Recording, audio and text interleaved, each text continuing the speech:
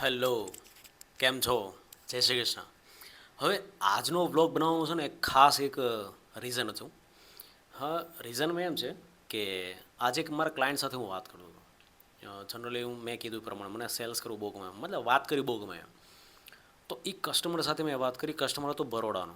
હવે એની જે ઇન્ડસ્ટ્રીઝ હતી એ મારે કાંઈ કામ નહીં નહોતું, મતલબ અમારા કામનું કાંઈ થાય એવું નહોતું, એટલે એ મારો કસ્ટમર બની શકે એમ હતો ને.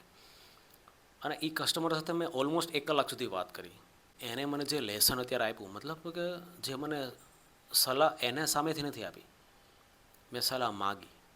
હવે એ વ્યક્તિને મેં સવાલ પૂછ્યા કે તમારી ઇન્ડસ્ટ્રી શું છે, તમારું કામકાજ શું છે, કઈ રીતે વર્ક કરો છો. તો એ વ્યક્તિએ કીધું કે મારું ફર્નિચરનું કામ છે, છેલ્લા 15 વર્ષથી હું કામ કરું છું. ઇવન સિંગલ કોઈ કસ્ટમરે મારી કમ્પ્લેન પણ નથી કરી કે ભાઈ તમારી પ્રોડક્ટ આવી છે કે વગેરે વગેરે.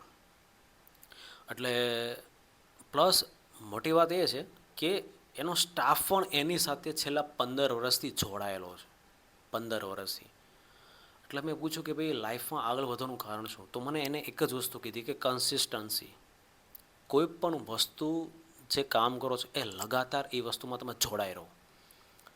અને મેં કીધું કે મારી પાસે પણ ક્યારેક એવું થાય કે ભાઈ હું કન્સિસ્ટન્ટ નથી રહી શકતો, મતલબ લગાતાર કામ નથી કરી શકતો. તો એણે મને કીધું કે મને કિશનભાઈ કદાચ એવું લાગે ને કે કામ નથી કરી શકતો અથવા કોઈ ડિમોટિવેટ જેવું થાય છે, કન્સિસ્ટન્ટ નથી રહી શકતો, તો એક પિક્ચર જોઈ લો. કે તમને પિક્ચર જોવાનો શોખ છે? મેં કીધું હા.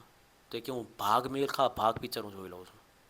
એમાં એક જ વસ્તુ સૂચવે છે કે ભાઈ મારે કામ કરવું છે તો કરવું જ છે, આગળ વધવું છે તો વધવું જ છે. આ કામ જ્યાં સુધી થશે ને ત્યાં સુધી લગાતાર હું પાછળ પડ્યો રહીશ. એ વ્યક્તિએ કીધું કે આ ફિલ્ડની અંદર ફર્નિચરના કામની અંદર છેલ્લા 6 વર્ષથી 6 વખત હું ફેલ થયેલો છું. મને કોઈ પણ ફાઇનાન્શિયલ સપોર્ટ નહોતો, મારા ફેમિલીનો સપોર્ટ નહોતો. હા, મારી વાઈફનો સપોર્ટ હતો એવું મને કીધું. અને કોઈને કોઈ જગ્યાએ મારી પણ વાઈફ એની સાથે મેચ થતી હતી. એટલે અમે એકબીજા સાથે લાંબી સમય સુધી ચર્ચા કરી. ક્લાયન્ટ તો અત્યારે છે જ નહીં મારો, પણ એક રિલેશન બંધાઈ ગયો.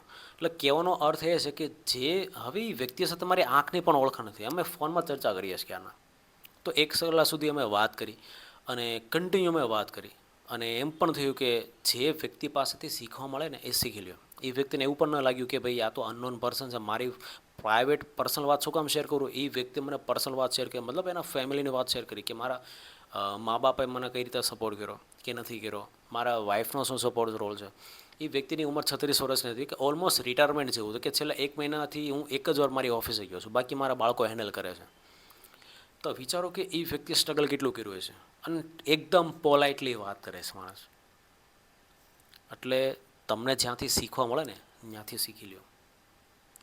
એટલે હું હંમેશા જે વ્યક્તિ પાસે મળું, એ વ્યક્તિ નાનો હોય કે મોટો હોય કે લેડીઝ હોય કે જેન્ટ્સ હોય, હું ક્યારેય એવું નથી રાખતો. મારો પણ હંમેશા એક જ ગોલ હોય છે કે જે વ્યક્તિ પાસેથી શીખવા મળે ને શીખી લ્યો. કેમ કે હરેક વ્યક્તિની મેન્ટાલિટી અલગ હોય છે, હરેક વ્યક્તિ યુનિક હોય છે.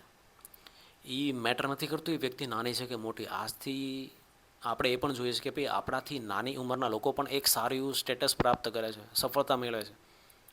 તો મતલબ એ વ્યક્તિ કંઈક લેવલ એચીવ કર્યું છે, કંઈક મહેનત કરી છે, ત્યારે જ એ વ્યક્તિ ત્યાં પહોંચેલો હોય છે. તો આપણે શું કામ એવું ઘમંડ રાખવું યાર હું તો મોટો છું ને એ વ્યક્તિ નાનો છે. હંમેશા શીખતા રહો. આપણે પરિપૂર્ણ નથી, હંમેશા શીખતા રહો. ભલે ઉંમરથી કોઈ મેટર નથી કરતું, 50 વર્ષની હોય, 60, અને જ્યાં સુધી તમે જીવો છો ને છેલ્લા શ્વાસ સુધી, ત્યાં સુધી બસ શીખતા રહો.